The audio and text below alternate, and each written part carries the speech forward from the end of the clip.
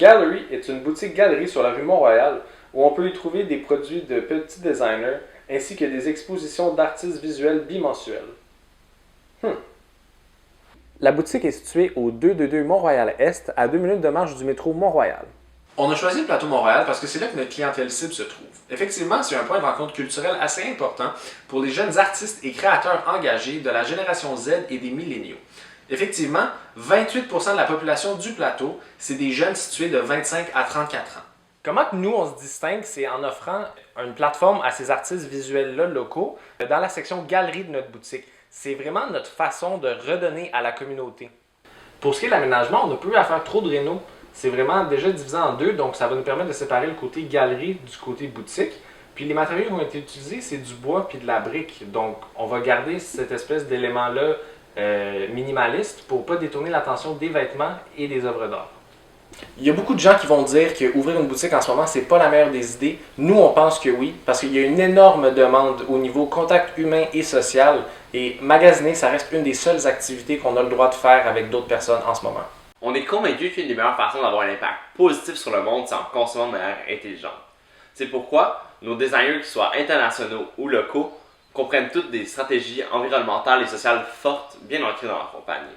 Pour vous donner une idée des marques qu'on vendrait, notre catalogue de designers locaux comprend des noms comme La Quashimoto, Mort de Joie et La Belle Affaire. À l'international, on est allé chercher des marques qu'on savait qu'il y avait un engouement à Montréal. Ce sont des noms comme House of Sunny, Telfar et Carne Bolente.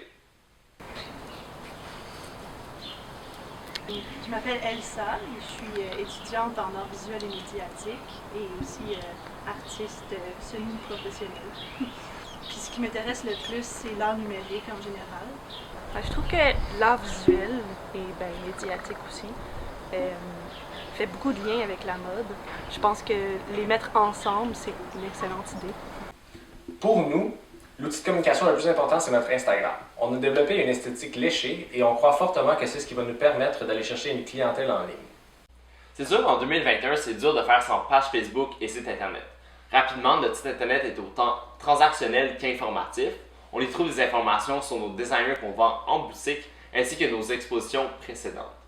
Mais vraiment, en promotion, la stratégie qui nous démarque le plus, c'est l'utilisation de la publicité sauvage. Sur 3 coins de rue qu'on a déjà établis d'avance, on va avoir ces grandes affiches de 4 pieds par 6 pieds et on est convaincu qu'avec notre visuel intéressant, on va être capable d'amener notre clientèle cible en magasin. Puis en passant, après 2 ans d'activité, on a calculé qu'on serait capable de rembourser nos investissements initiaux et que notre concept serait rentable.